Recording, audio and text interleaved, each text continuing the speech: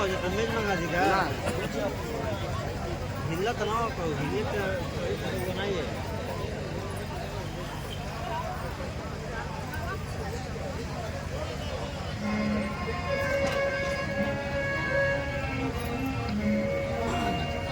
मेज मंगा देगा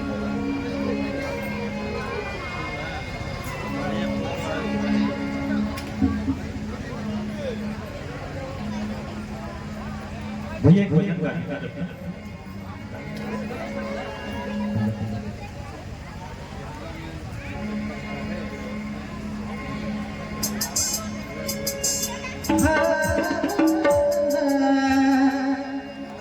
गौरी केला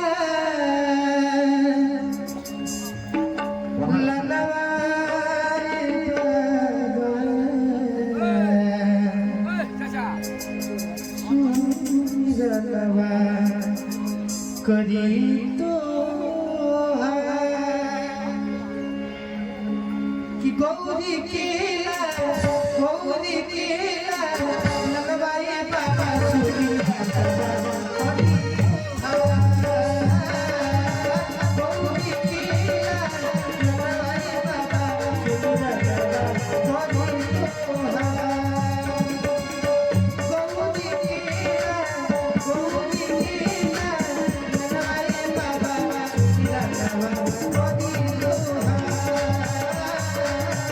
सुरी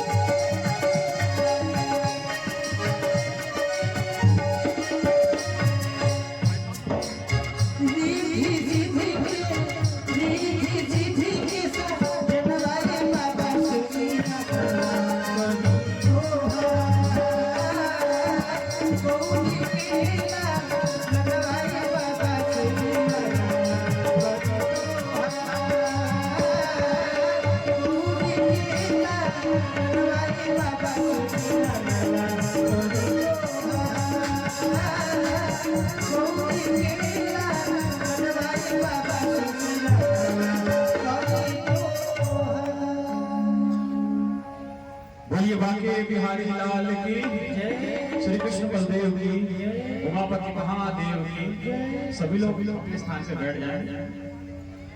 आग्रह करते हैं कथा व्यास भागवत भास्कर भागवताचार्य साध्वी सुनीता जी से कि आए हुए भगवत श्रद्धालुओं के समक्ष आज की कथा का रसपान करें और आई हुई जनता को प्रभु की कथा का रसपान करवाएं। और आप सभी से आग्रह कि आप जल्द से जल्द आकर के पंडाल में स्थान ग्रहण करें और आपस में बातचीत ना करें। जहां आपको जगह मिलती वहां बैठ जाएं। बातचीत नहीं करना है, बातचीत के लिए स्थान दूसरा होता है। यहाँ से प्रभु की कथा सुनना है, समय निकाला है, जीवन का बहुमूल्य समय आपने दिया, तो प्रभु के चरणों में लगे ऐसी प्रार्थना करनी है। आइए साउंड वाले भाई साहब से आग्रह कि आप माइक में कर दें और आइए कथा के लिए आग्रह कर रहे हैं साध्वी जी से कि आए हुए भगवत श्रद्धालुओं को आज की कथा का रसपान कराएं। माइक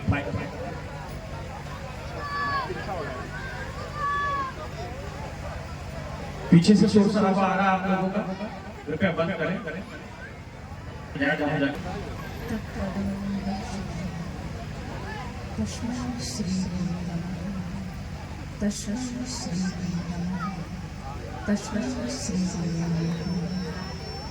बोलिए उमापति महादेव जी की जय, बांके बिहारी लाल की जय, विश्वकर्मा भगवान जय,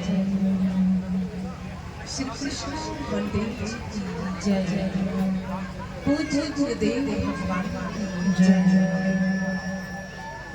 समस्त भक्तों की जय, सभी संतों की जय जय जय श्री राम, जय जय श्री राम, जय जय श्री राम। प्रिय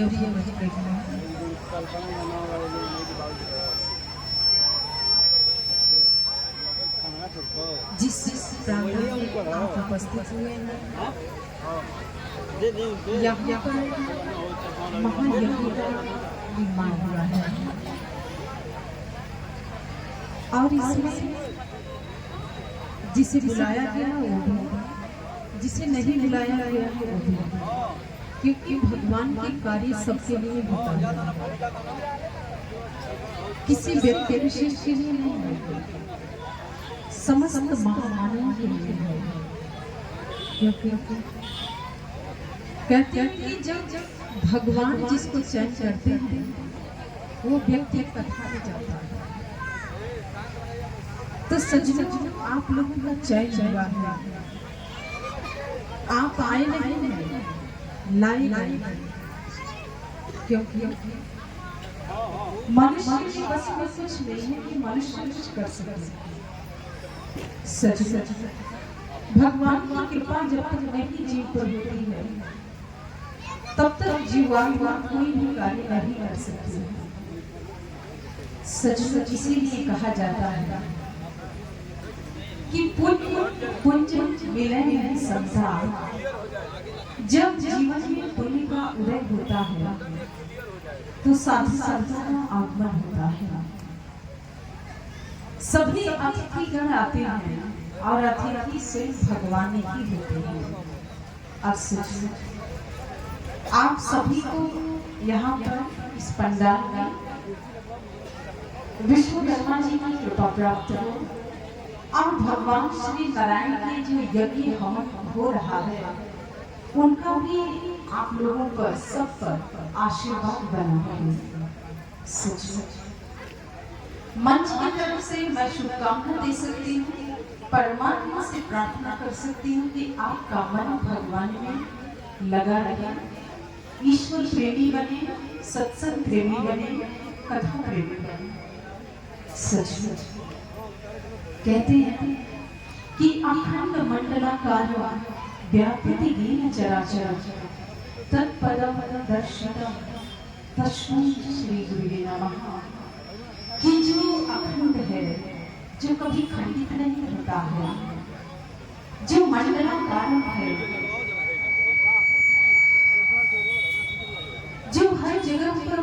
विद्यमान है, प्रत्यक्ष अप्रत्यक्ष रूप में ईश्वर कण में विद्यमान है, और जो उसे दर्शन करा देता है, ऐसे सद्गुरु के चरणों में बार बार नमन अर्पित किया जाता है, बार बार प्रणाम किया जाता है।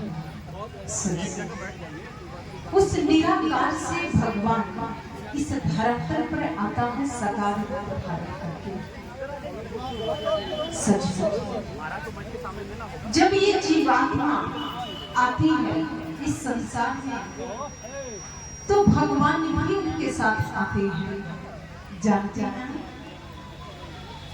गुरु ग्रंथ साहिब जी के अंदर आता है, गुरुओं की वाणी है, रुलते फिरते कोई बात न करता, सतगुरु आगे हम पीड़े कि हे परमात्मा, हमारी तो कोई औकात नहीं थी, ना जाने कितने बार नाली के कीड़े हम लोग बने होंगे। रुलते फिरते कोई बात न करता, सतगुरु आगे हम कीड़े कि हे परमात्मा, हम लोग कीड़े के मानिंद हैं आपके समक्ष, हम लोगों की कोई औकात नहीं है आपके समक्ष।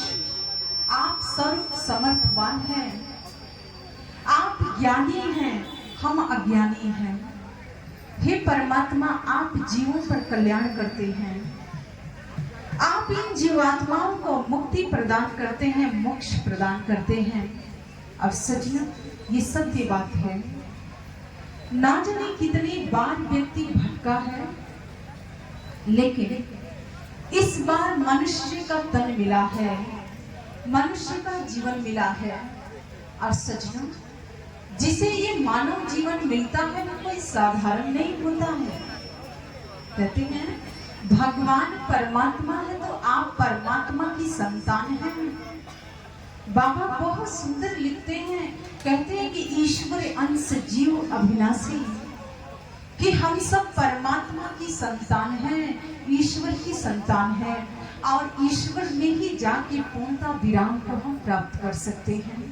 सज्जनों, ये जीव हर योनियों में भटकता है, जीवात्मा तड़पती है, रोती है, लेकिन परमात्मा देखता है और निराकार से साकार रूप धारण करता है जीवात्मा के कल्याण करने के लिए। सज्जनों, कभी गुरु बन के आता है, कभी राम बन के आ जाता है, कभी कृष्ण बन के आता है, कभी माता के रूप में आता है, कभी हनुमान के रूप में आते हैं, कभी संतों के रूप में आते हैं। सच शक्ति एक है लेकिन नाम अनेक है। सच, क्योंकि यहाँ पर शक्ति की पूजा होती है, इसीलिए हमारे महापुरुषों ने बहुत सुंदर समझाया। उन्होंने कहा कि कोटि नाम संसार में ताते मुक्ति ना हुई, आधी नाम कोई गुप्त जपे बूझे बिरला कोई। कि संसार में करोड़ों नाम है भगवान के, परमात्मा के, लेकिन फिर भी इससे कल्याण नहीं हो सकता है।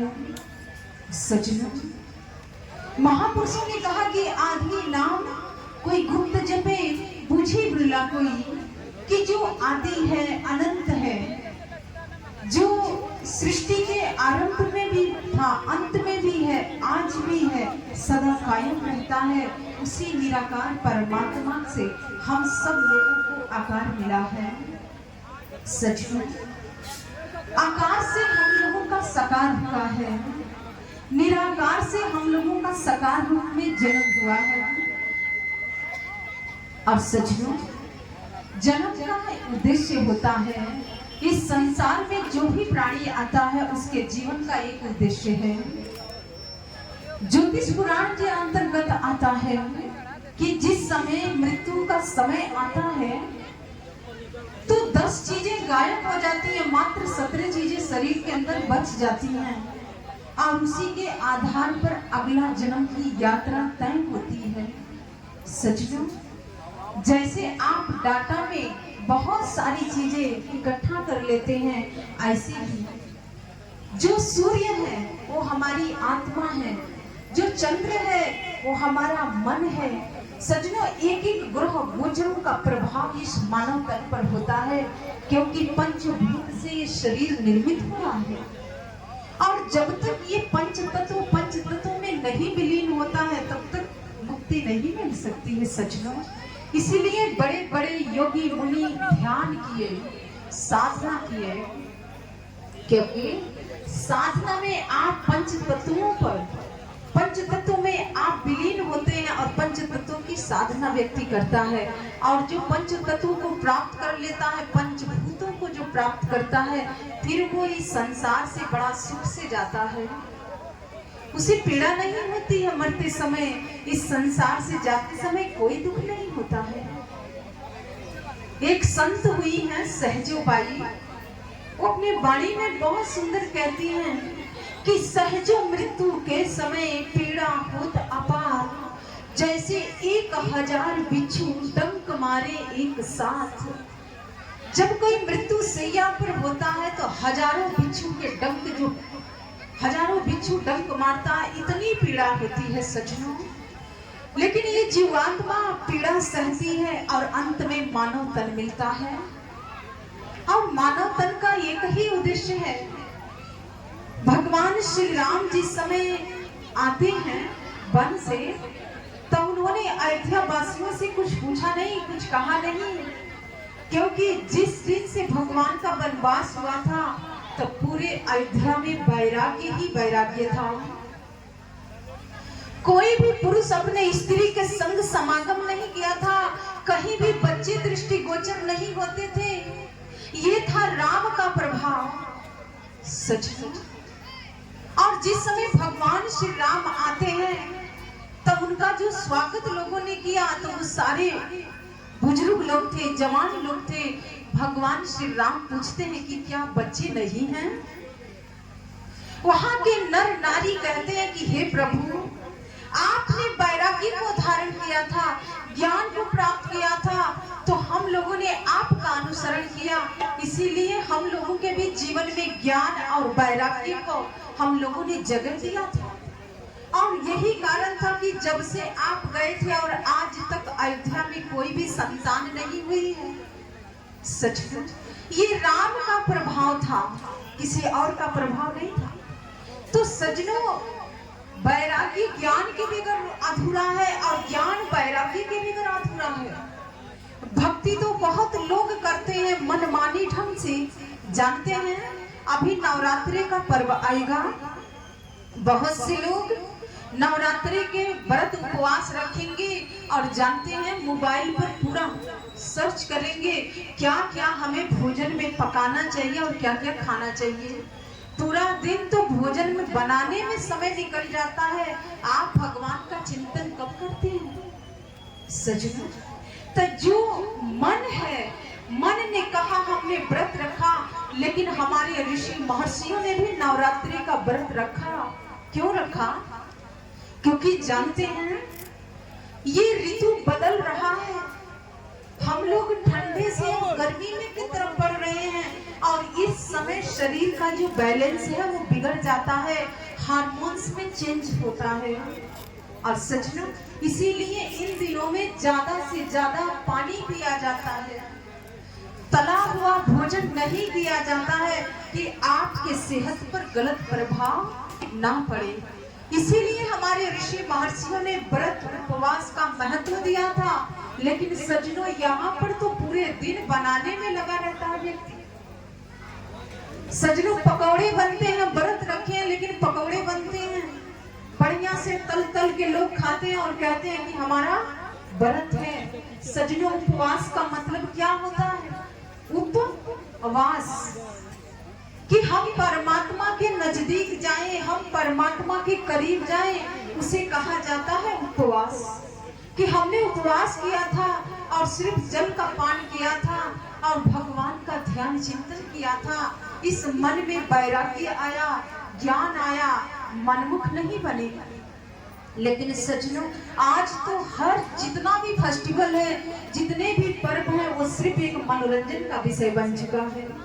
सजनों, कल मैंने जो कथा श्रवण करवाई थी, प्रहलाद जी की कथा सुनाई, भक्त प्रहलाद जो थे उनके वजह से होली का पर्व हुआ और भगवान ने उन्हें आशीष दिया, आशीर्वाद दिया और कहा कि पुत्र तुम जब तक रहोगे मैं तुम्हारे रूप में ही तुम्हारे सिंहासन पर विद्यमान रहूंगा, तुम्हारा न्याय मेरा न्याय होगा। सचमुच ये किसने कहा? भगवान नरसिंह ने कहा था प्रहलाद जी से।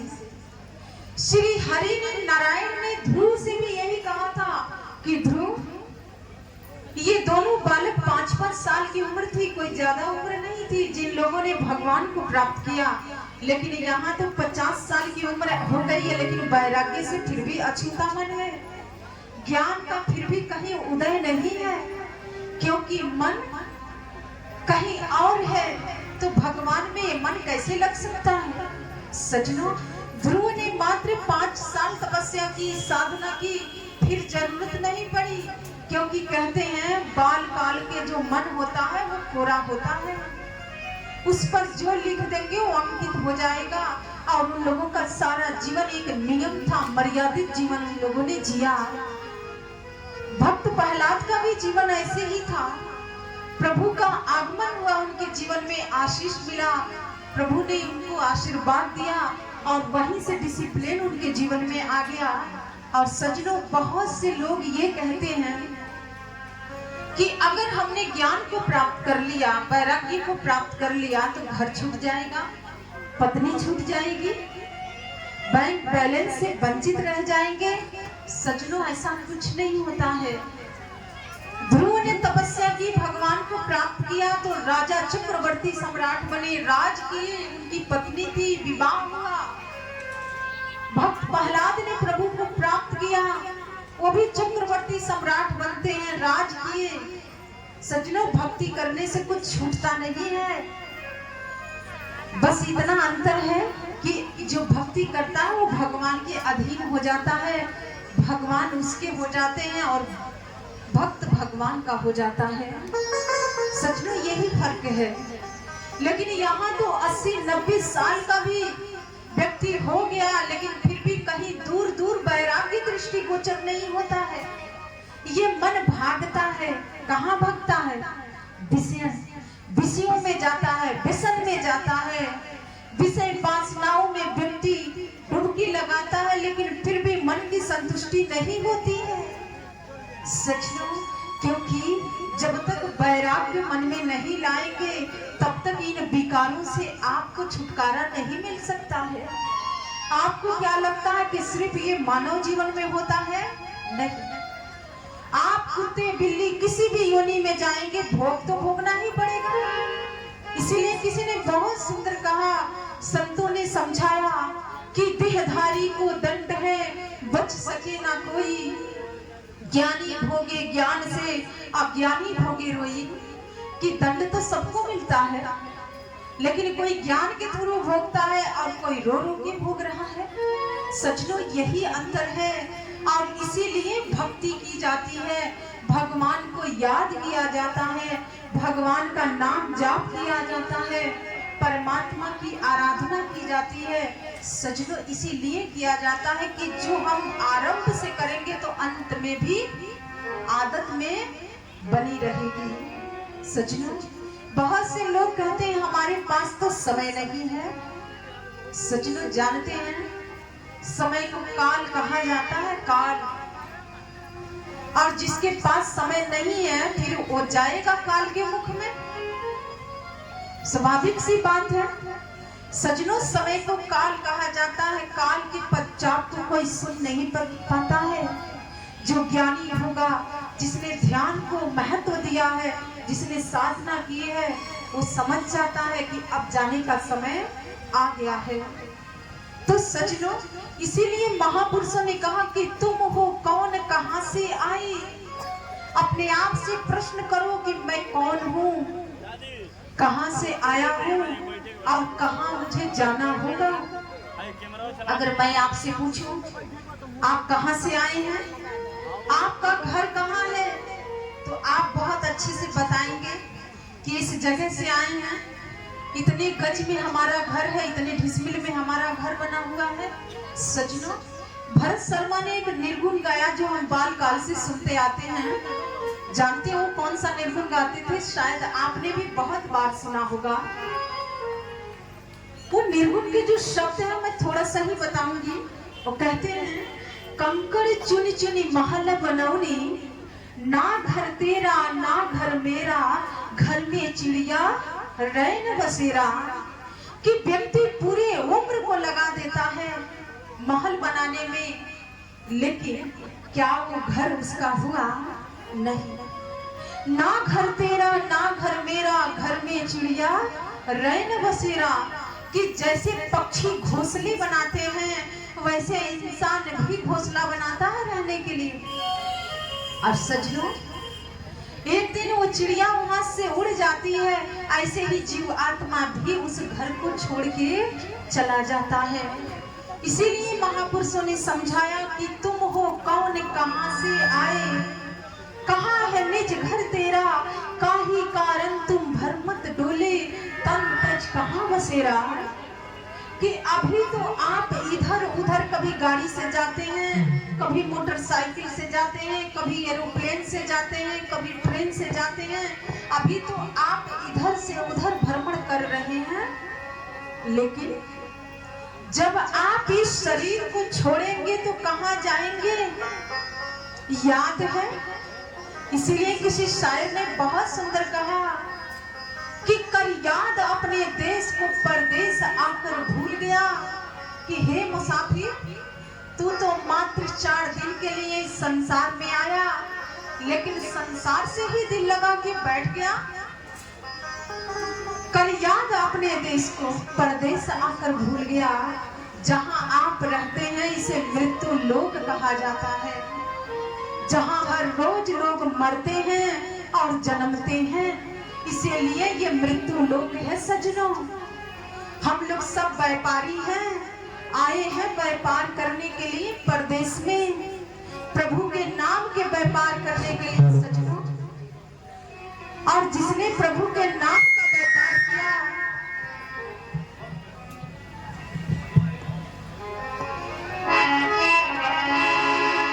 काहे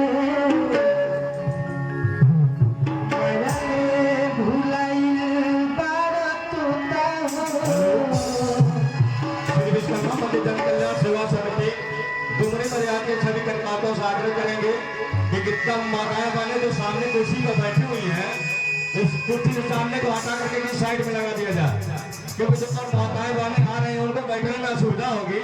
तो जब भी कार्यकर्ता हूँ माताओं अपना से आग्रह करके वो कुर्सी को सामने से खाली करा करके उसको बगल में लगवाते हैं।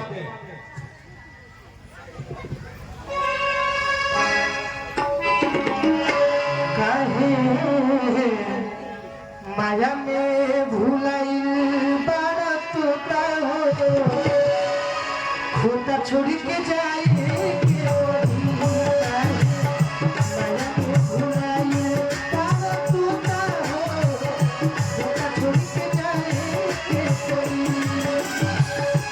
मगरो स्वागत खातिर तू मैं होता हो, मगरो स्वागत खातिर दी छोड़ के जाए माया में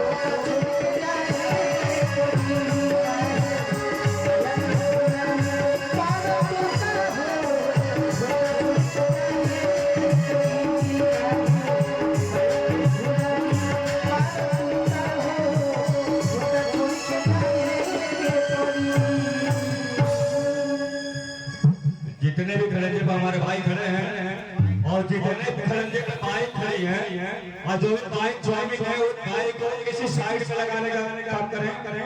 और हमारे विश्वकर्मा मंदिर जन कल्याण सेवा समिति के जितने भी कार्यकर्ता हैं वो भाइयों से मिल करके जो खरंजे पे बाइक खड़ी है उसको किस साइड में लगाने का काम करें।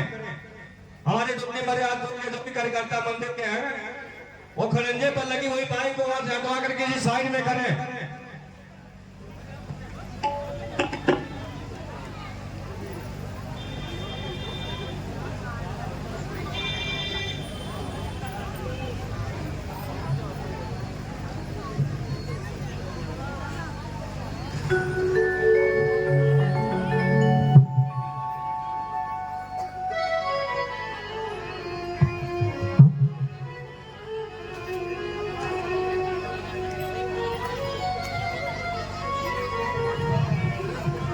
जो भी खरंजे पे हमारे भाई खड़े हैं वो कृपया पंडाल में आकर बैठने का कष्ट करें। आप लोग खरंजे पे खड़े ना हो, आने में जाने का रास्ता आप लोग छोड़ दें, कृपया आकर के आप पंडाल में ही बैठे।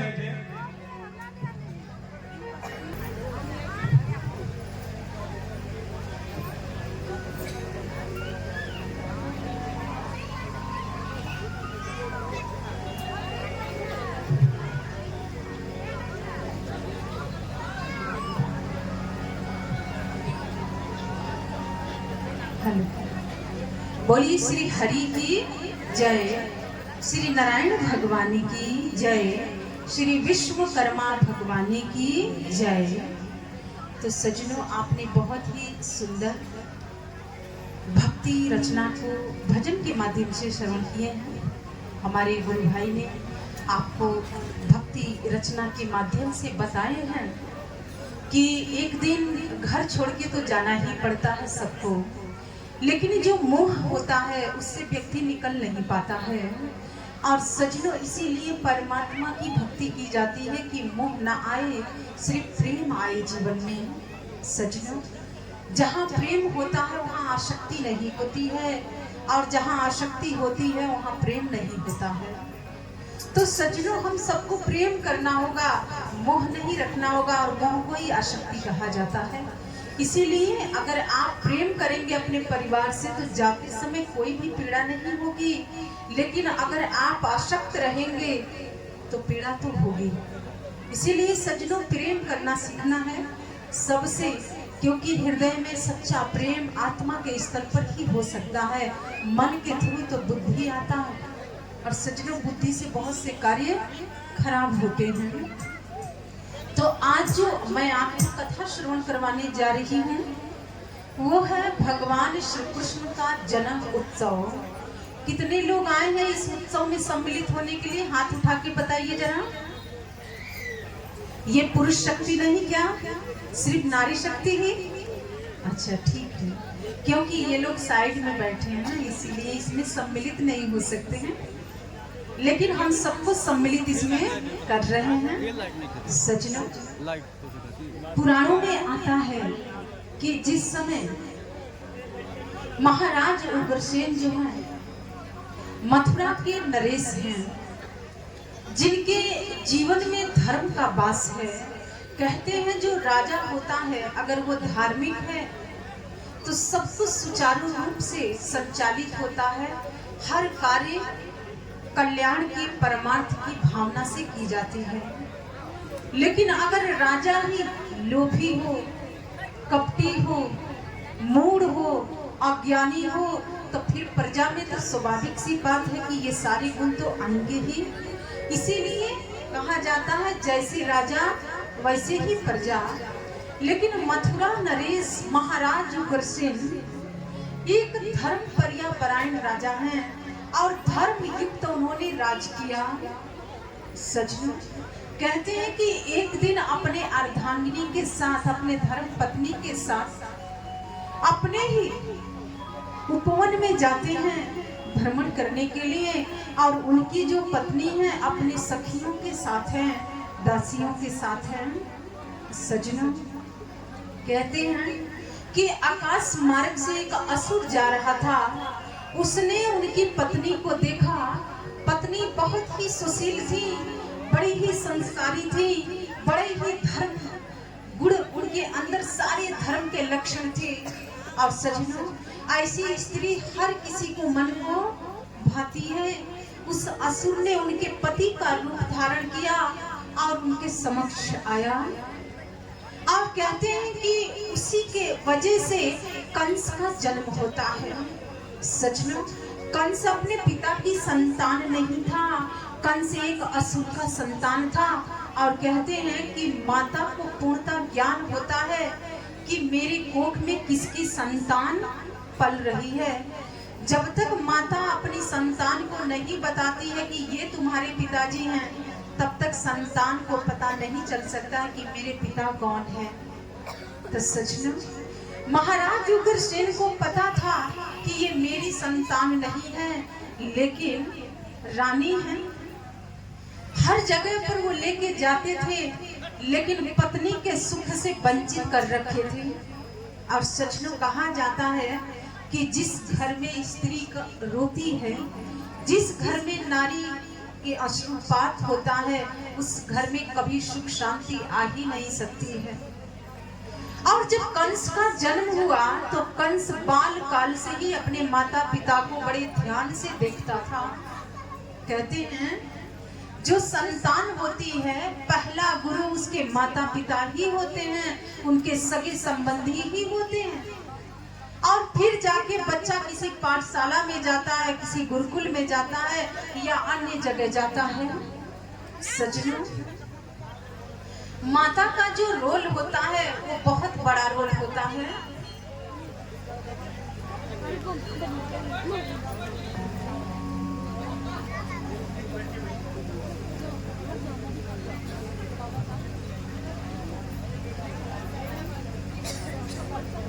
नहीं, हम किसी को नहीं भूलते, हमें सब लोग बड़े ही प्रिय हैं और हमारा प्रेम स्नेह सबके लिए होता है जहाँ भी हम जाते हैं।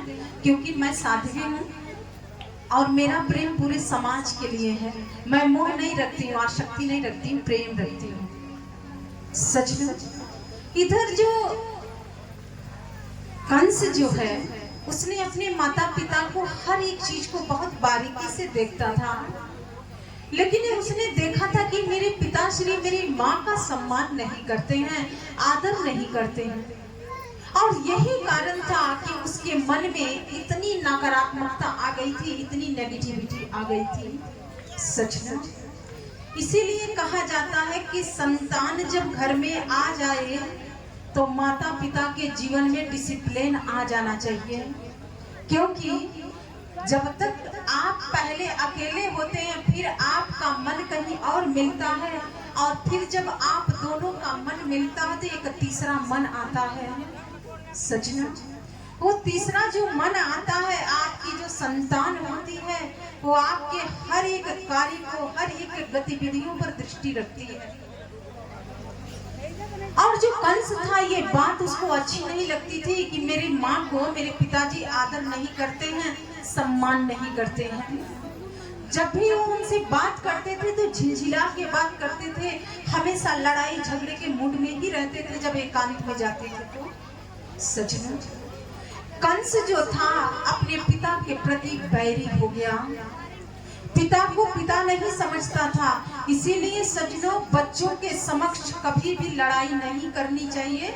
मानते हैं कि पति पत्नी में नोक झोंक होता है, लेकिन एकांत में करिए। संतान के समक्ष कभी मारपीट नहीं किया जाता है, कभी लड़ाई झगड़ा नहीं किया जाता है।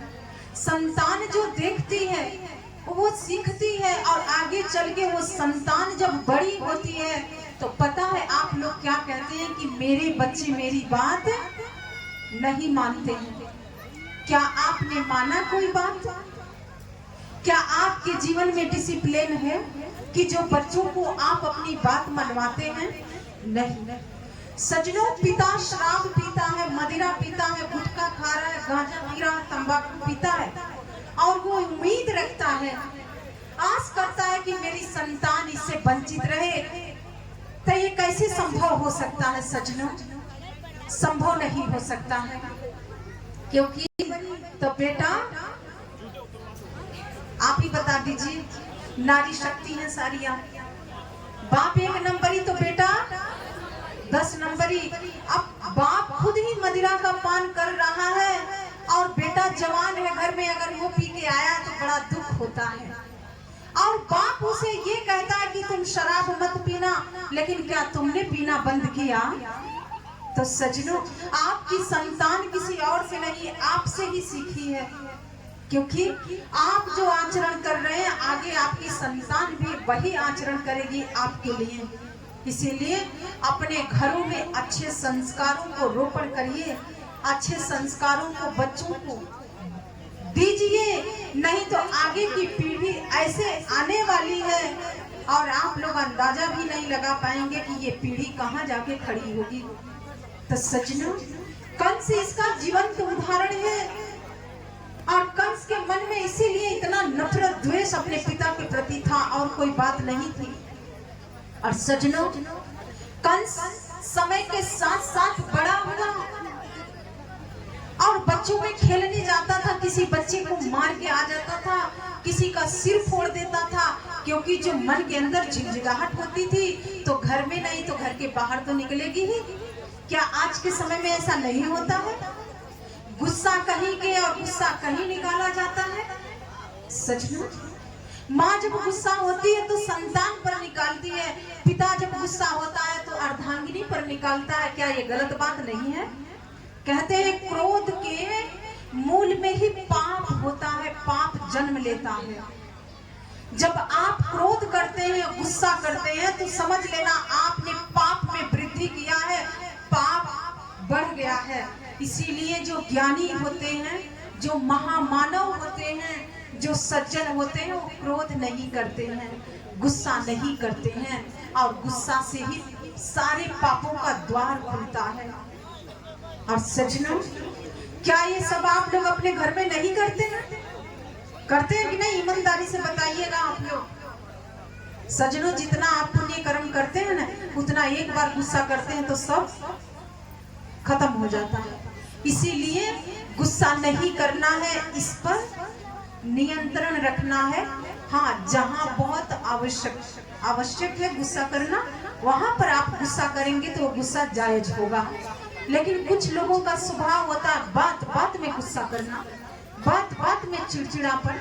ये मनुष्य का लक्षण नहीं हो सकता है, ये असुरों का लक्षण होता है। बात बात में असुर ही पिलकते हैं, क्योंकि विवेक नहीं है, सिर्फ बुद्धि है। और सजना, कंस क्या है? असुर है। असुर की संतान असुर ही तो होगी, और उससे अच्छी उम्मीद कैसे रख सकते हैं? सजना, जानते हैं जो कंस है, बहुत सारी शिकायतें उसके घर पे आती थी।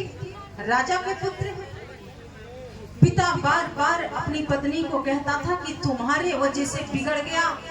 पत्नी कहती थी कि तुम्हारे वजह से बिगड़ गया। क्या आप लोग अपने घर में नहीं कहते हैं? कहते हैं कि नहीं? पिता कहता है पत्नी को कि तुमने बिगाड़ा है, और पत्नी कहती है कि तुमने बिगाड़ा है। कहते हैं कि नहीं? लेकिन सज्जनों, बिगाड़े तो आप दोनों मिलके हैं, एक को तो कोई जिम्मेदार ठहरा ही नहीं सकता। तो सज्जनों, आप सुधर जाएंगे तो संतान भी सुधर जाएगी। कहते हैं कि जब हम अपने मन पर नियंत्रण करते हैं, मन पे लगाम लगाते हैं, तो सब कुछ ठीक होने लग जाता है। ये बात जानते हैं हम क्यों कह रहे हैं? क्योंकि हमने अपने माता पिता के जीवन में कभी नोक झोंक भी हम लोगों ने अपने घर में नहीं देखा है। लड़ाई मारपीट तो बहुत दूर की बात है। मानते हैं होता होगा, लेकिन एकांत में होता होगा। हम लोगों के समक्ष कभी हमारे माता पिता आपस में लड़ाई किए ही नहीं, हम लोगों ने कभी देखा ही नहीं। हमारे घर में कोई चाय तक नहीं पीता, मैं भी नहीं चाय पीती हूँ, क्योंकि ये भी एक नशा है। सचलो, सारी बीमारियों को जन्म देता है। आप अच्छा जीवन चाहते हैं तो सारी बुराइयों को छोड़ना होगा, और तब जाके आपकी संतान महान बनेगी। सिर्फ कथा में आने से नहीं बात बनेगी, जो कथा में बात बताई जा रही है उसे भी आपको स्वीकार करना होगा। सच ना? इसलिए संतान की जो निर्माण होता है वो पहले अपने घर से होता है, फिर बाहर होता है, फिर समाज में होता है। और सजनों, जैसी नींव रखी जाती है वैसी इमारतें बनती हैं। फिर जैसा आप नींव रखेंगे वैसी इमारतें बनने के लिए सज हैं। तो ये सब कुछ आप लोगों के हाथ में है।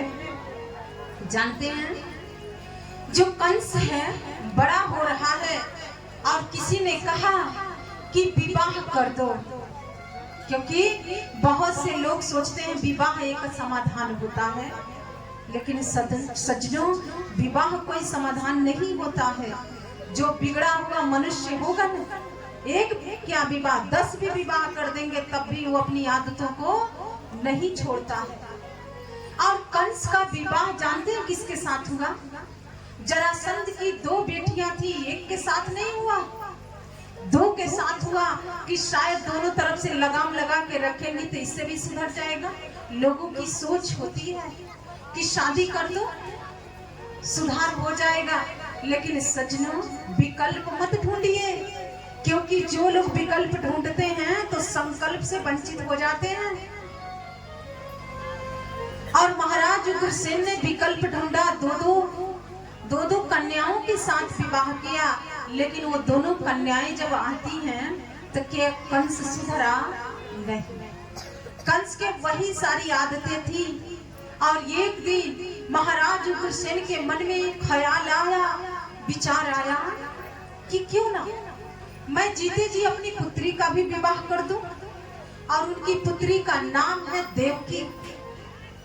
विप्र को बुलाते हैं, लग्न पत्रिका दिखाते हैं, और उसके उपरांत जो कंस था वो अपने पत्नी के मायके गया था। वहां से गुप्त रूप में सैनिकों को लेके आया और म्यान से तलवार निकाला और अपने पिता के गर्दन पर रख दिया और कहा कि ऐसे तो तुम मुझे राजा बनाओगी नहीं, इससे अच्छा मैं तलवार के बल पे ही राजा बन जाऊं। और अपने पिता के मुकुट निकाल के अपने शीश पर धारण कर लिया और आदेश दिया कि मेरे पिता को जंजीरों से जकड़ दो और ऐसी काली कोठरी में रखना जहां पर सूर्य की एक भी रोशनी वहां पर ना जा सके। इतने घोर अंधकार में इनको रखना।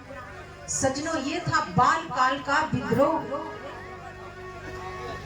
और सैनिकों ने आदेश को पालन किया, उनके हाथ पैरों में बेड़ियों से जकड़ दिए गए और एक राजा होते हुए भी कुछ नहीं कर सकते थे और उन्हें काली कोठरी में रखा गया।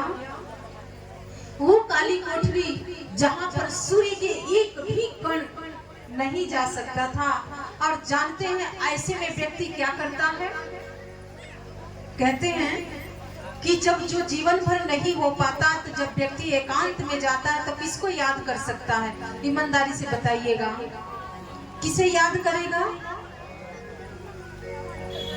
भगवान को याद करता है। फिर वो जानता है कि अब और कोई सहारा है ही नहीं, अब एक ही सहारा है ईश्वर परमात्मा, और उसके कृपा के बगैर अब कुछ हो भी नहीं सकता है। और महाराज उग्रसेन उस काली कोठरी में भगवान नारायण का ध्यान कर रहे हैं, आराधना कर रहे हैं, बार बार श्री हरि को पुकार रहे हैं। सज्जनों, जानते हैं आप भगवान को कैसे बुलाएंगे? बहुत से लोग हैं जो भगवान को बुलाते हैं, लेकिन क्या भगवान आ जाते हैं? नहीं। जैसे आपको यहाँ बुलाने के लिए इतना बड़ा यज्ञ हवन का आयोजन किया गया है, कमेटी के थ्रू, समिति के थ्रू, ट्रस्ट के थ्रू। सज्जनों, ऐसे ही हर फील्ड में एक नियम है, एक कानून है। आप परमात्मा को बुलाते रहिए, परमात्मा नहीं आएगा। परमात्मा तब आता है जब आप उस विधि से उसको बुलाएंगे। और सज्जनों, आज महाराज उग्रसेन जानते थे कि मैं तीसरे पन में जा चुका हूँ और अब इस जीवन में परमात्मा के अतिरिक्त मेरा कोई भी कार्य पूर्ण नहीं हो सकता है। और ये भाई साहब से आग्रह करती हूँ कि महामंत्र जो जपत महेशु काशी मुक्ति देत उपदेशु, रामचरितमानस की चौपाई है।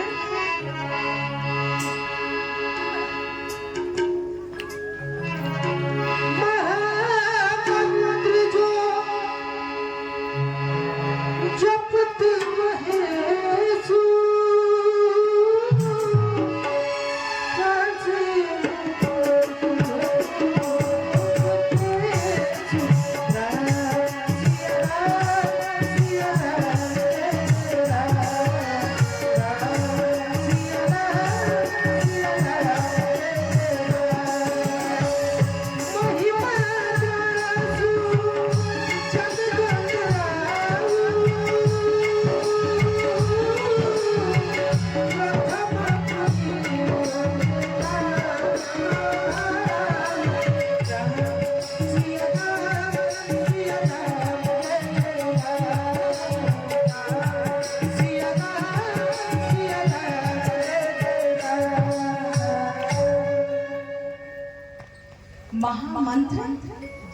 महेशु काशी मुक्ति दे तो उपदेशु।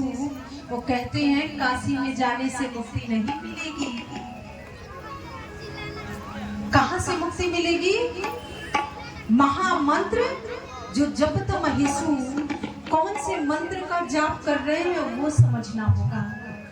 बहुत से लोग कहते हैं काशी में संस्कार हो जाएगा, काशी में हम चले जाएंगे तो मुक्ति मोक्ष की प्राप्ति हो जाएगी, लेकिन असंभव है सज्जनों।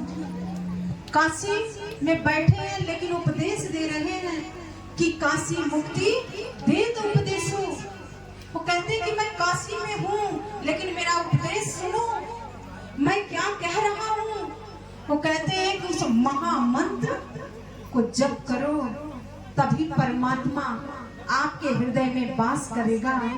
सज्जनों, आज के समय में लोग कहते हैं कि चले जाएंगे तो मुक्त हो जाएंगे। जाइए, धर्म स्थल पर जाना चाहिए, पुण्य मिलता है, लेकिन मुक्ति तो आपको अपने कर्मों से ही मिलेगा, भगवान की आराधना से मिलेगी। सज्जनों, भगवान शिव का मार्ग कौन सा है? जो सनातन है, जो आज के समय में जय घोष लगाया जाता है, तो बोलिए सच्चे सनातन धर्म की जय। वही धर्म है जो सनातन है, पुरातन है। महामंत्र जो जपत महेशु काशी मुक्ति देत उपदेशु। वो कहते हैं कि जिसका ध्यान मैं कर रहा हूँ उसी का ध्यान आपको भी करना होगा। लेकिन आपने क्या किया है?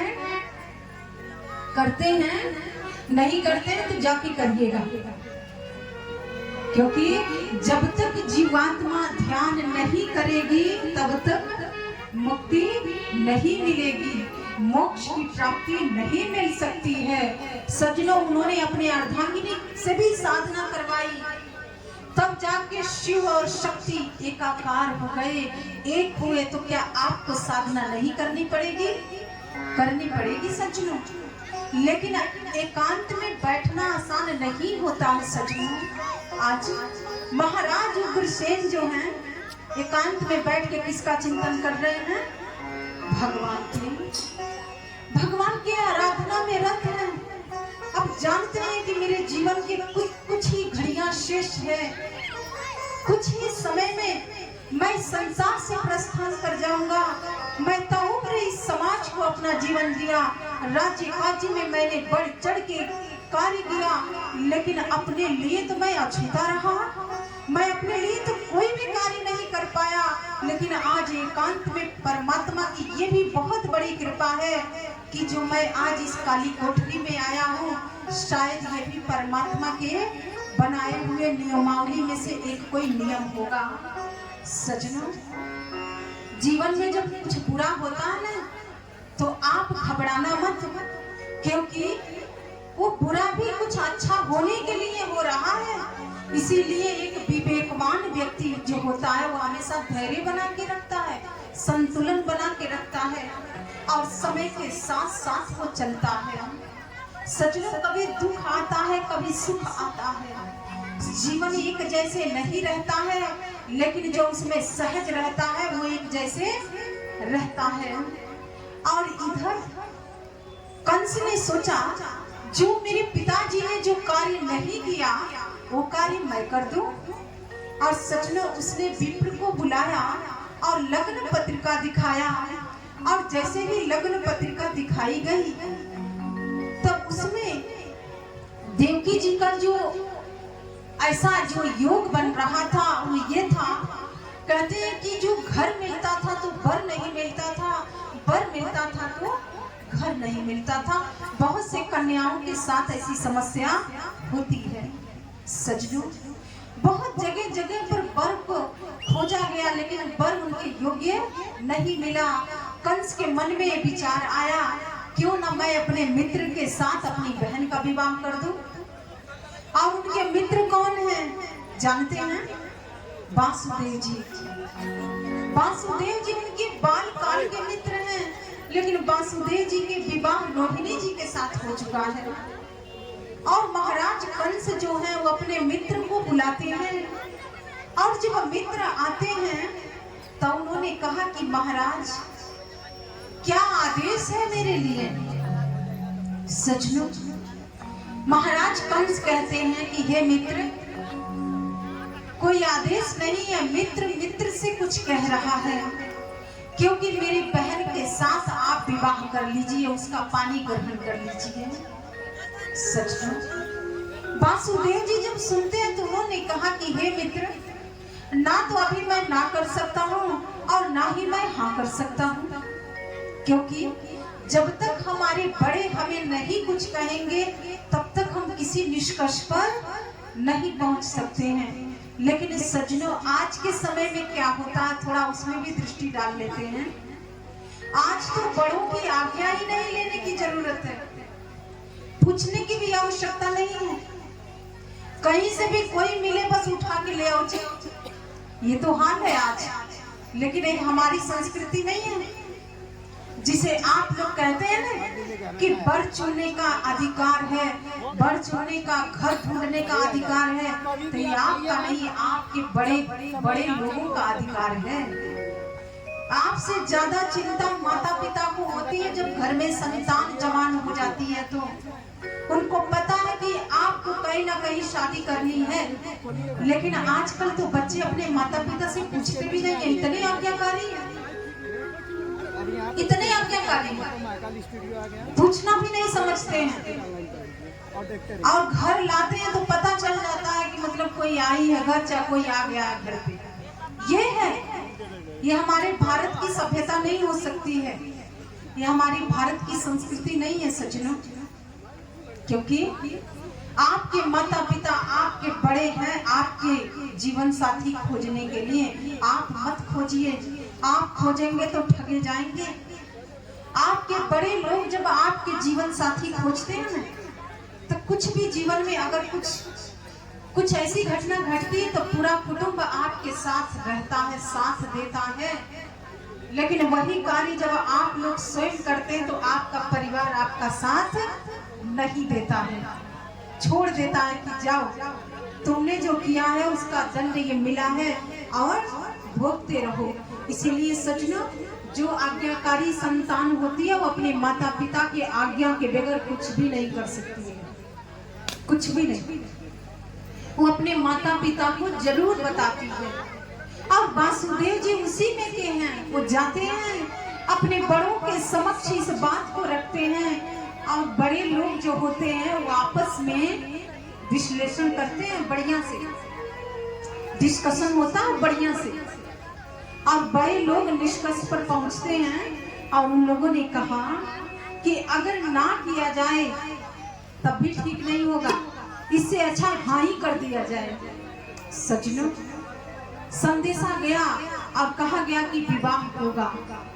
सज्जनों, देवकी जी और वासुदेव जी का विवाह संपन्न होता है। बहुत सुंदर सा मंडप बना और उसमें देवकी जी बहुत सुंदर से जोड़े में हैं, वासुदेव जी दुल्हा बने हैं। और जानते हैं, जब समय का अभाव है इसलिए मैं थोड़ा शॉर्ट में चल रही हूँ। सजनों, जब कन्या का विवाह हो जाता है तो आप जानते हैं ना, विदाई होती है। और जब विदाई होती है तो कोई किसी से कुछ कहता नहीं है। जानते हैं, कुछ बातें मौन होती हैं। आप इंसान होंगे तो मेरी बात जरूर समझेंगे, अगर इंसान नहीं होंगे तो मेरी बात आपको समझ भी नहीं आएगी। कुछ बातें मौन होती है, बेटी भी रो रही है, पिता भी रो रहा है, माँ भी रोती है, भाई भी रो रहा है, पर कोई किसी से कुछ कहता नहीं है, क्योंकि ये मौन वार्तालाप चल रहा है। बहुत कुछ कहने के लिए शब्द नहीं है, ये मौन बात होती है। और इस बात को कौन समझ सकता है? बेटी की आंखों से आंसू निकलता है, बाबुल का आंगन छूट रहा है, भाई का प्रेम छूट रहा है, भाभियों का स्नेह छूटता है। और जिस घर को वो नहीं जानती है उस घर में वो जाती है, जिस घर परिवार से एकदम अनजान है। लेकिन विश्वास किस पर होता है जानते हैं? अर्धांग पर, पति देव पर। उन्हीं को वो पूर्णतः विश्वास करती है और उन पर वो विश्वास करके सारे कुटुंब जनों को छोड़ के एक दिन जाती है। सजनों, आपके घर में भी बेटियां होंगी। आप जब विदा करेंगे ना तो जो शब्द मैं बोल रही हूँ आपको महसूस होगा, क्योंकि ना जाने कितनी बेटियों को मैंने भी विदा किया है, इसलिए मैं ये पीड़ा मैं जानती हूँ। आप कहेंगे मेरी बेटी, मेरी भी बहुत सारी बेटियां हैं, एक नहीं, पूरा समाज ही मेरी संतान है और जो भी मेरे पास आता है मैं उसको विदा तो जरूर करती हूँ। बहुत से कन्याओं की विदाई मैंने अपने आश्रम से किया है सज्जनों, क्योंकि आप लोगों को लगता है ना कि आप लोग ये सब कुछ करते हैं, साधु संत भी करते हैं, आपसे ज्यादा काम वो करते हैं। तो सज्जनों, जिस समय बेटी जाती है उस समय वो कुछ कहती नहीं है, उसका मौन एक भाषा होता है, मौन वार्तालाप होता है। वो उन आंसुओं से सब कुछ बता देती है, पिता को भी बताती है, भाई को भी बताती है और अपने पति को भी बता रही है कि मेरे बाबुल का घर छूट रहा है, सारे कुटुंब जनों का प्रेम स्नेह छूट रहा है और अब मैं जिसे नहीं जानती हूँ उसके घर में मैं जा रही हूँ। इसीलिए बेटी को कहा जाता है, बेटियां मधुमास होती हैं। एक घर से दूसरे घर को भी बसाती हैं, जहाँ होती है वहाँ भी छांव होता है और जहाँ पर जाती है वहाँ भी छांव देती है, इसीलिए उन्हें मधुमास कहा जाता है।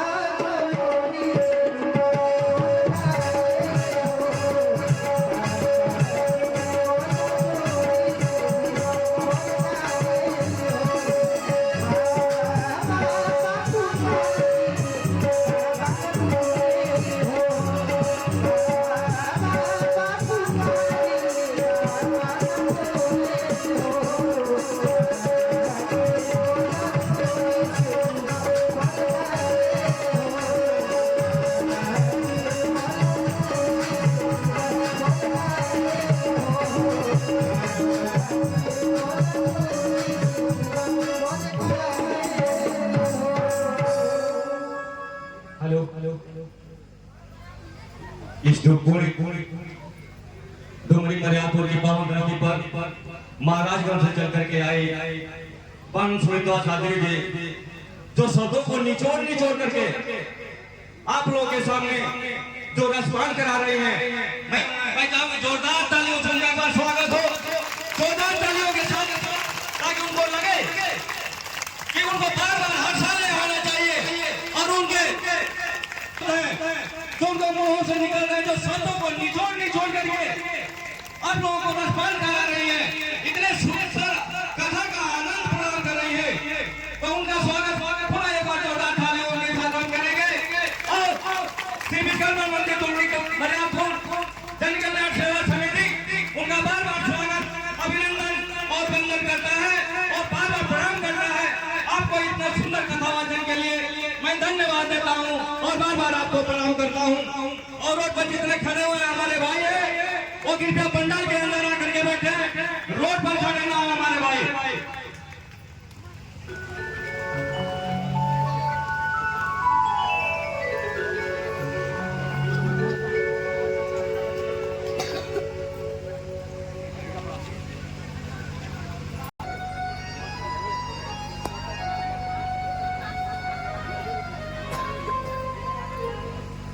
और मुझे दीदी माँ कहती है, इसलिए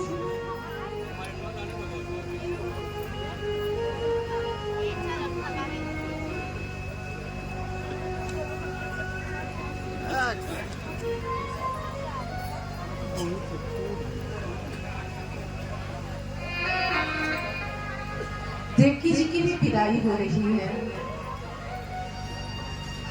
सजनों, जब कोई भी बेटी अपने पिता का आंगन छोड़ती है बहुत रोती है और वो बताती है, कुछ कहती नहीं है, शब्द नहीं होते वहां पर, वो ये बताती है कि मैं जा रही हूं, लेकिन मुझसे कोई गलती हुई होगी तो मुझे क्षमा करना है। लेकिन आजकल की बेटियां तो रोती ही नहीं है, मेकअप खराब हो जाएगा। सजना, वो स्नेह ही नहीं है, ना तो पिता के लिए ना भाई के लिए। मुझसे कभी कोई पूछता है आपके कितने भाई हैं, तो हम सोच में पड़ जाते हैं कितने भाइयों के नाम बताते हैं। सजना,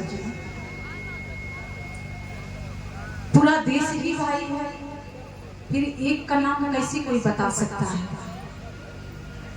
सच में इसीलिए बेटियां मधुमास होती हैं। बाबुल का आंगन छूटता, आज देवकी जी का भी छूट रहा है, रो रही है, अपनी मां को पकड़ के बहुत रो रही है।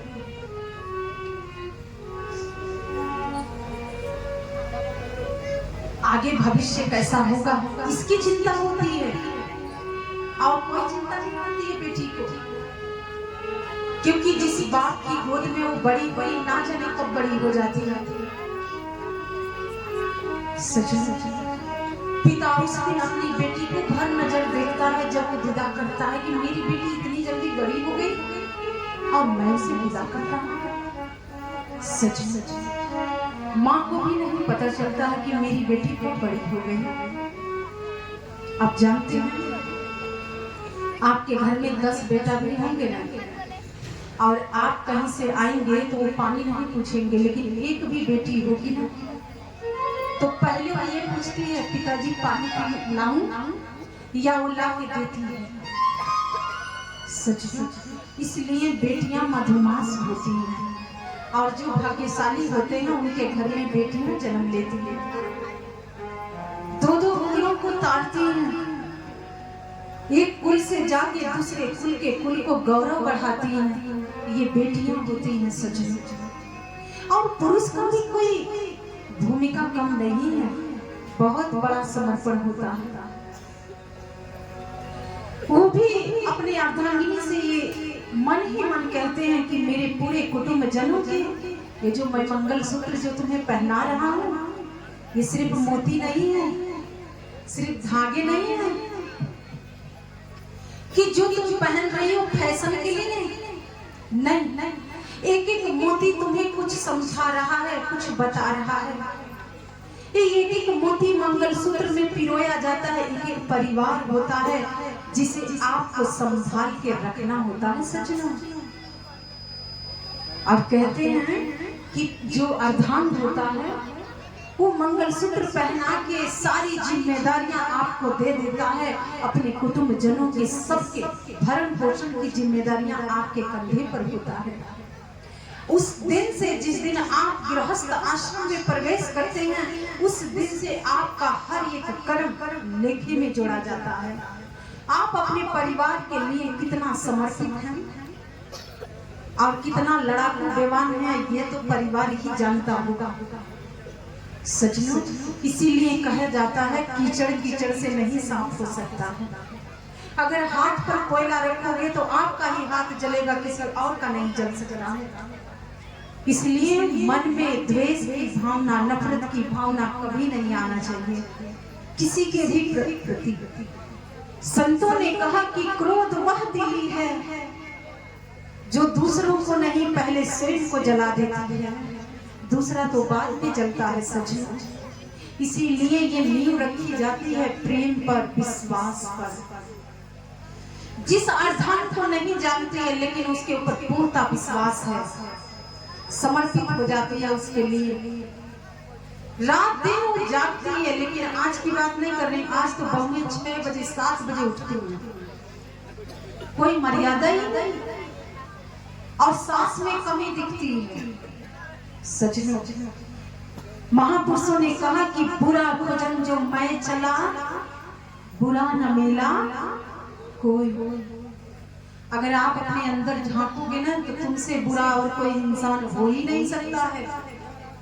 इसलिए बड़ों का काम होता है आपके हर जगह पर टोकना, और यही तो बुरा लगता है आज के समय में। आपके कार्य में कोई अगर आपको टोक देता है तो बहुत बुरा लग जाता है।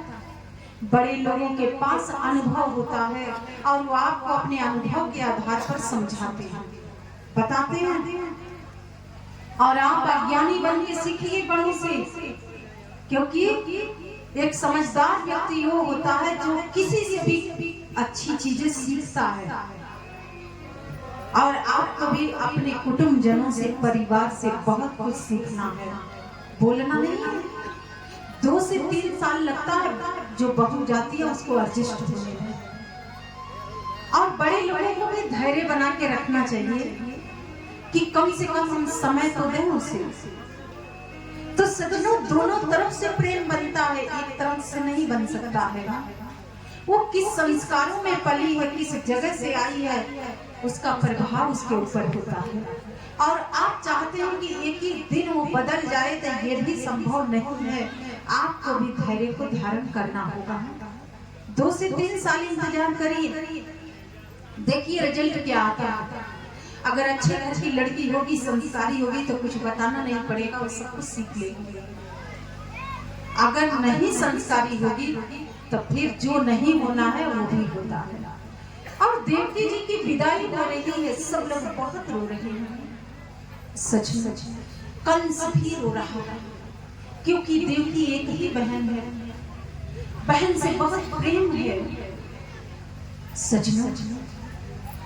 उसने कहा कि सारथी के जगह मैं बैठूंगा, मैं अपनी बहन को इसके ससुराल छोड़ के आऊंगा सजनों। कंस जैसे ही रथ पर बैठा, रथ के बगडोर को अपने हाथ में लेता है, रथ जैसे ही 4 कदम आगे गया, वैसे ही आकाशवाणी हुई कि हे मोर, जिस बहन को लेके जा रही हो, इसी की 8वीं संतान तुम्हारी हत्या कर देगी सजनों। मरना कौन चाहता है आज के समय में? कोई चाहता है क्या? मरना कोई चाहता है? नहीं। कंस भी उसी में के था, मरना नहीं चाहता था।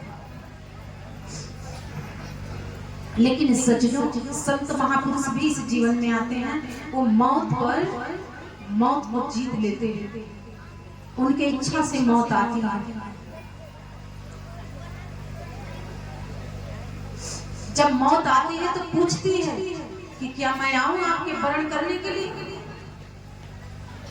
जब साधक उसे आज्ञा देता है तो मौत उसके पास आती है और वो व्यक्ति बहुत सहजता से जाता है ब्रह्मग्रंथ के माध्यम से।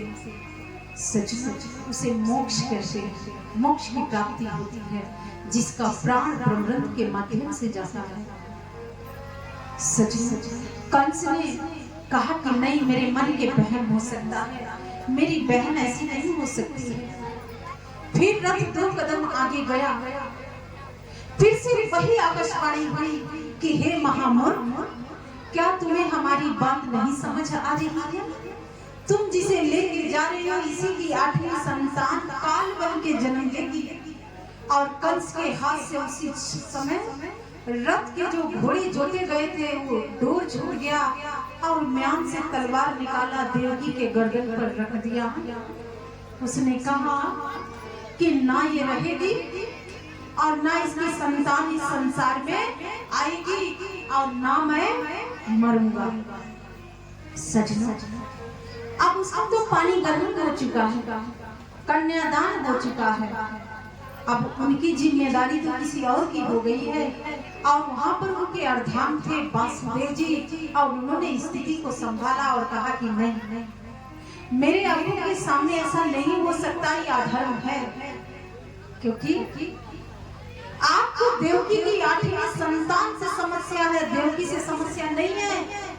और आप जानते हैं कि मैं बाल से आज तक मैंने कभी झूठ नहीं बोला है और हम आपको वचन देते हैं कि जो भी संतान होगी मैं आपको दे दूंगा। कंस को पूर्णतः विश्वास था कि वासुदेव जी जो कहते हैं वो करते हैं। और सजनों, जो कंस था उसने तलवार हटा लिया, लेकिन देवकी जी ससुराल नहीं गई। कहाँ गई? कहाँ पर जाती हैं? काली कोठरी में बेड़ियों से जकड़ दिया गया देवकी और वासुदेव जी को। और जहाँ महाराज उग्रसेन थे उसी के बगल में देवकी और वासुदेव जी को भी रख दिया गया। सच देवकी ने क्या सोचा था कि ऐसा समय आएगा? अभी विवाह हुआ था, विदाई हुई थी। सचमुच समय के साथ साथ शब्द भी बदल जाते हैं, भाव भी बदल जाते हैं, विचार भी बदल जाते हैं। और सचमुच देवकी बहुत रोती हैं और उन्होंने कहा कि मैंने ऐसा कभी नहीं सोचा था कि मेरा जीवन इस काली कोठरी में व्यतीत करना पड़ेगा। वासुदेव जी कहते हैं कि हे देवकी, हमारा और तुम्हारा ये बलिदान कभी व्यर्थ नहीं जाएगा, क्योंकि धर्म त्याग मांगता है, बलिदान मांगता है, समर्पण मांगता है। और ये कौन दे सकता है सजनों? कौन दे सकता है? धर्म आज से नहीं, बहुत पहले से त्याग मांगता है, बलिदान मांगता है, समर्पण मांगता है। और वो दे सकता है जो भक्त होता है। और सच वासुदेव जी ने समझाया और देवकी जी ने एक संतान को जन्म दिया।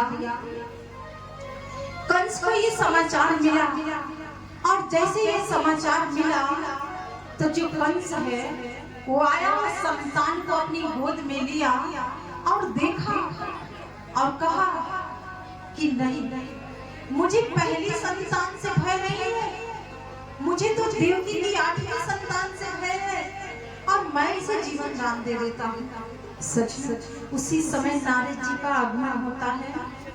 नारायण नारायण नारायण। जैसे ही नारद जी आते हैं तो उन्होंने कहा कि हमने तो सुना था कि महाराज कंस बहुत ही समझदार है। अरे कमल की पंखुड़ी को कौन बता सकता है कि कौन पहले के है और कौन लास्ट के है? कंस ने कहा कि हे ऋषिवर, आपके कहने का तात्पर्य क्या है?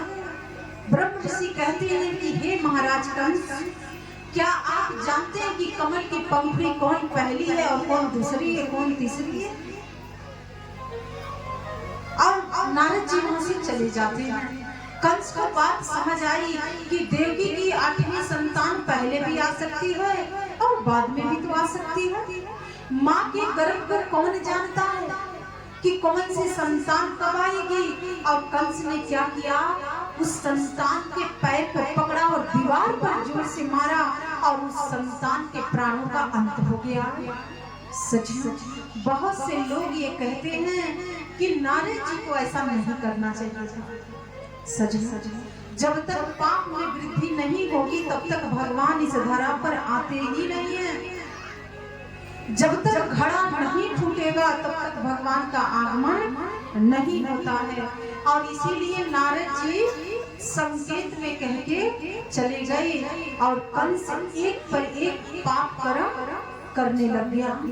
सच पहली दूसरी तीसरी ऐसे करके देवकी के ना जाने कितनी संतानों को उसने मार दिया। और इधर जितने भी देवी देवता थे सब एक गोपनीय रणनीति बनाते हैं। जानते हैं जब धर्म की स्थापना होती है तो जैसे आपके जिला में खुफिया विभाग भी होगा जो गोपनीय रूप से कार्य करता है और वो आपके बीच में ही रहेगा, आपको पता नहीं चलेगा। ऐसे ही जो धर्म की स्थापना जब होती है तब गोपनीय रणनीति बनाई जाती है। और उस समय सारे देवी देवताओं ने एक गोपनीय रणनीति बनाई और नारायण के पास जाते हैं, हरि जी के पास जाते हैं और श्री हरि से वो लोग कहते हैं कि हे प्रभु आपका आगमन कब होगा। भगवान श्री नारायण ने कहा कि अभी समय नहीं आया है।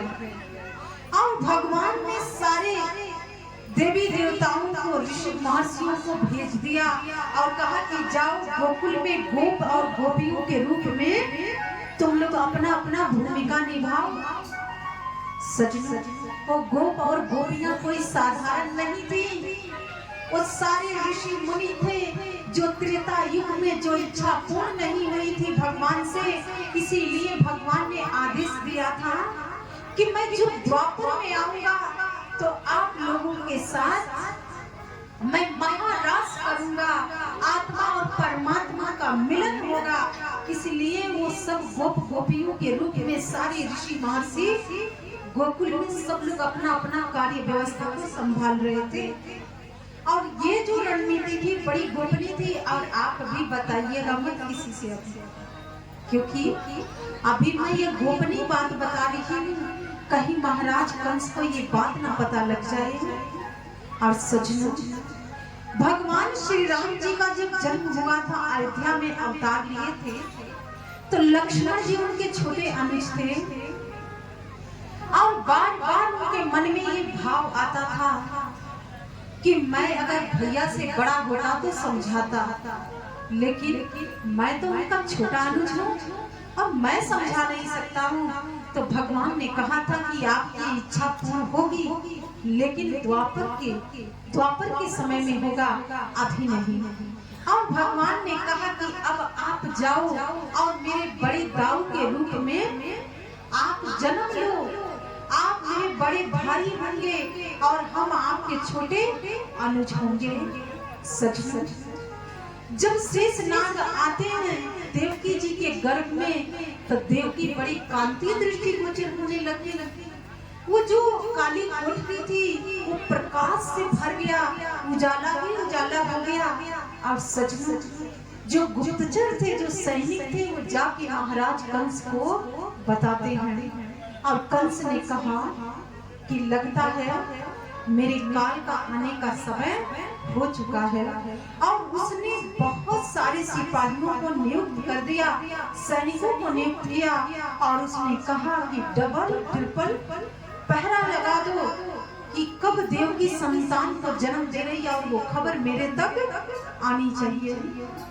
सजन जानते हैं जब कोई पवित्र आत्मा इस संसार में आती है ना, तो ये प्रकृति, ये धाराएं, जितने भी देवी देवता होते हैं सब आशीष देते हैं, आशीर्वाद देते हैं। प्रकृति बहुत ही प्रसन्न होती है और आज प्रकृति बहुत प्रसन्न है, बहुत खुश है।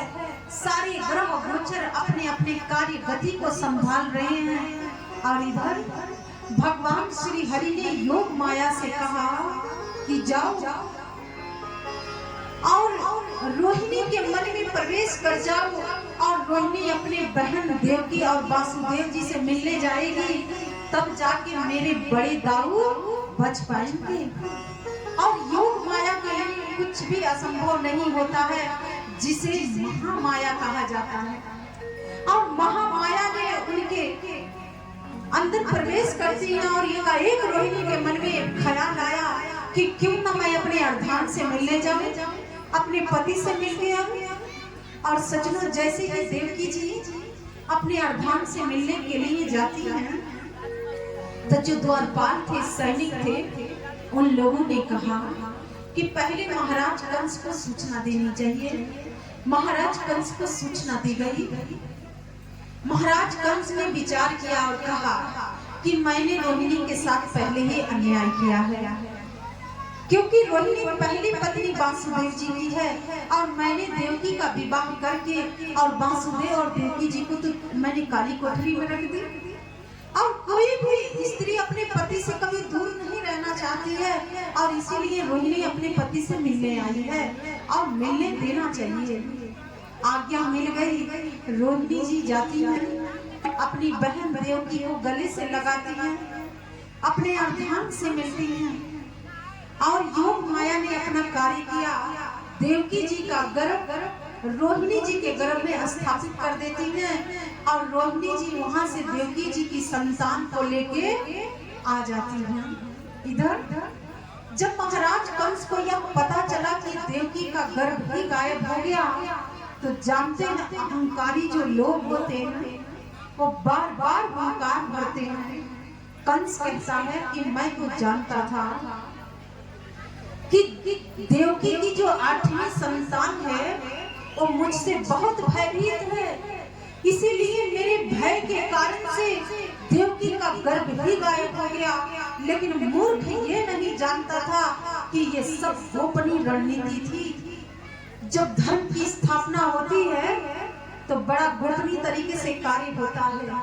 और सचमुच वो अपने दम को भर रहा था, लेकिन इधर भगवान अपने कार्य को कर रहे थे। और कुछ समय के बाद रोहिणी जी ने एक सुंदर से संतान को जन्म दे दिया, लेकिन उस संतान ने अपनी आंख नहीं खोली और वो संतान बार बार श्री नारायण से प्रार्थना कर रहे थे कि ये आंख तो सिर्फ आपको देखती है, मैं इस माया भरी संसार को मैं नहीं देख सकता और मेरी जब आंख खुलेगी तो पहले आपके सुंदर छवि का दर्शन होता है प्रभु। और यदि मैंने आंख खोल दिया तो माया का आवरण मेरे भी मन के ऊपर हावी होगा, इसलिए जब तक आप नहीं आएंगे तब तक मैं अपने आंख तो खोल ही नहीं सकता। और कथा बताती है कि उस संतान के ना तो नामकरण हुआ था और ना ही कोई उत्सव मनाया गया था और ना वो संतान अपनी माँ को देखा था, किसी को नहीं देखा था, क्योंकि वो संतान आंखें बंद करके रखी थी प्रभु के इंतजार में, प्रभु के दर्शन करने के लिए। इतना मन में प्रबल इच्छा थी। और सचमुच कहा जाता है कि जब मन में प्रबल इच्छा हो तो आप क्या नहीं कर सकते हैं। और भगवान तो अंतर के भावों को जानते हैं। ये संसार आपका व्यवहार देखता है, लेकिन आपके भाव को सिर्फ भगवान जानता है। तो सचमुच इसीलिए हमारे गुरुदेव, पूज्य गुरुदेव कहा करते थे कि संसार के लोगों के साथ व्यवहार करना, लेकिन परमात्मा के साथ भाव रखना, क्योंकि परमात्मा को व्यवहार नहीं चाहिए, भाव चाहिए। आपके भाव का भूखा भगवान होता है, आपके व्यवहार का भूखा नहीं होता है। सचमुच इसीलिए भगवान को कोई भाव से ही प्राप्त कर सकता है, भाव से ही बुला सकता है। सचमुच इस संसार तो हमेशा व्यवहार देखता है और व्यवहार तो हमेशा बदलता ही रहता है। तो सचमुच कभी भी व्यवहार पर मत जाना, भाव पर जाना, और जो भाव पर जाता है वही कुछ हासिल कर लेता है अपने जीवन में। इधर भगवान नारायण का आने का समय होगा। सच सच कहते हैं, मैंने कल भी कथा में आपको सुनाया था, जो लोग थे यहाँ पर, मैंने कहा था कोई शेरनी ही शेर को जन्म देती है, गीदड़ी कभी गीदड़ को भी जन्म दे सकती है। सजनों, थोड़ा सा हम इतिहास के गलियों में भी चलते हैं। कहते हैं कि सिर्फ वीर नहीं आए हैं, वीरांगनाएं भी आई हैं। कहते हैं कि एक साधारण से ब्राह्मण परिवार की कन्या जिसका नाम था मनु, मनु से मणिकर्णिका और मणिकर्णिका से रानी लक्ष्मीबाई बनती है। क्या ये बनना आसान था? क्या उनका जीवन इतना आसान था? नहीं। मनु से मणिकर्णिका और मणिकर्णिका से रानी लक्ष्मीबाई की यात्रा आसान था? नहीं। सजनों, लोग कहते हैं खूब लड़ी मर्दानी हो तो झांसी वाली रानी थी। जानते हैं वो कब लड़ी? जब पुरुष अपनी पग को उतार के, अपनी पगड़ी को उतार के उन गोरों को, उन लाल बंदरों को चरणों में जब वो लोग रखने लग गए, तब वो वीरांगना आके उस स्थिति को संभाली थी। और इसीलिए कहा जाता है वो तो खूब लड़ी मर्दानी, वो तो झांसी वाली रानी थी। जिस समय पुरुष के पुरुषत्व की हानि होती है, उस समय ये शक्ति जागृत होती है, अपने चरम पर होती है। सजनों, इसीलिए पुरुष नारी के बगैर अधूरा है और नारी पुरुष के बगैर अधूरी रहती है। पुरुष की शक्ति नारी होती है और नारी की शक्ति पुरुष होता है। इसीलिए सजनों, स्त्री सदा पीछे चलती है। महाशिव पुराण के अंतर्गत आता है कि जो सहारा देने वाला व्यक्ति होता है वो हमेशा पीछे ही रहता है, आगे नहीं आता है। और लोग कहते हैं, पुरुष कहता है, मर्द कहता है कि नारी तो दासी होती है, इसलिए पुरुष के पीछे चलती है। सजनों, यही आपकी अज्ञानता है। वो नारी जो पुरुष को जन्म देती है वो कमजोर नहीं होती है, पीछे इसलिए चलती है कि जब आप कभी गिरेंगे तो आपको सहारा दे सकती है। इसलिए सहारा देने वाला व्यक्ति सदा पीछे ही चलता है। इसलिए जब उसने देखा कि सारे राजा उस समय अपने अपने पग जो था, मुकुट था, उन अंग्रेजों को समर्पित कर रहे थे, तो उस वीरांगना के अंदर वो भद्रकाली, महिषासुरमर्दिनी और रणचंडिका जागृत हो गई।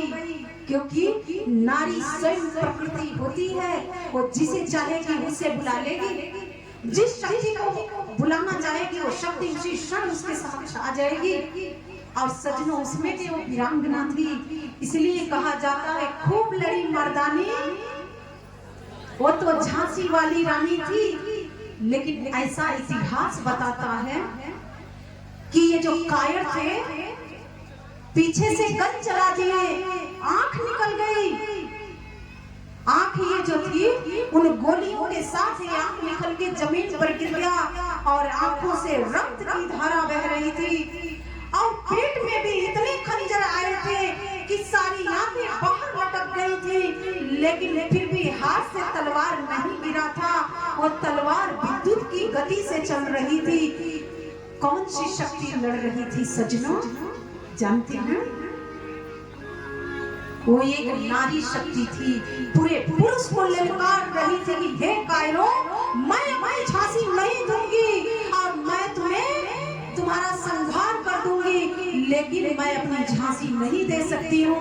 ये वो नारी है सजनों, वो वीरांगना है। ये वीर गाथाएं हैं इस भारत में। इसीलिए आइए हम एक देशभक्ति को भी सुन लेते हैं कि देश के जवानों ने, देश के वीरों ने, देश की वीरांगनाओं ने अपने आप को कैसे इस देश के लिए कुर्बान किया। मेरे वतन के लोगों, तुम खूब लगाओ नारा,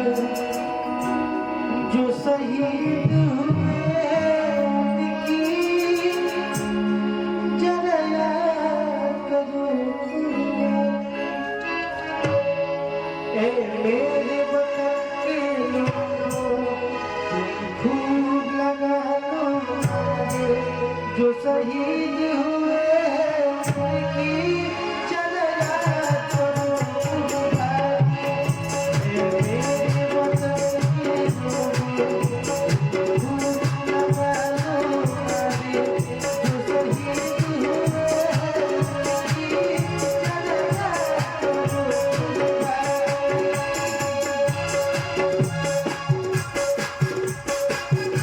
सबके दोनों हाथ ऊपर, जाओ, दोनों हाथ ऊपर।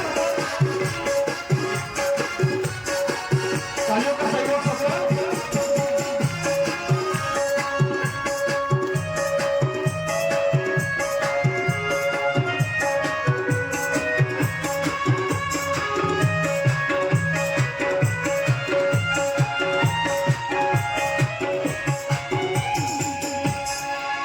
जब घायल हुए हिमालय, खतरे में पड़ी आजादी।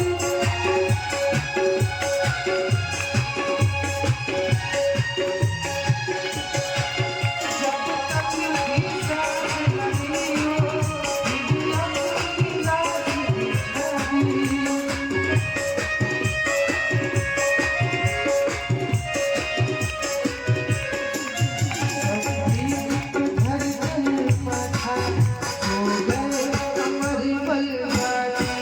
जो शहीद हुए चलया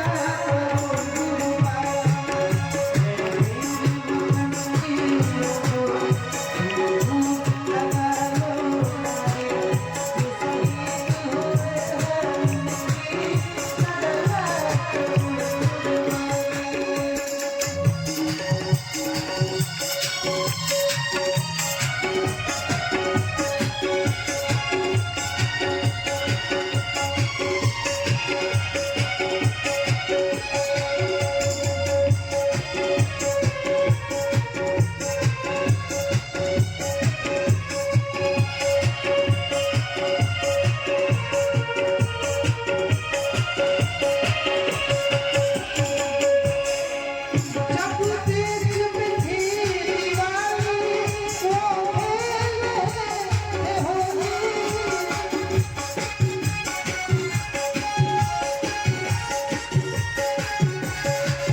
जब देश में थी दीवानी, वो खेले होली। जब हम देखे घर में, वो खेले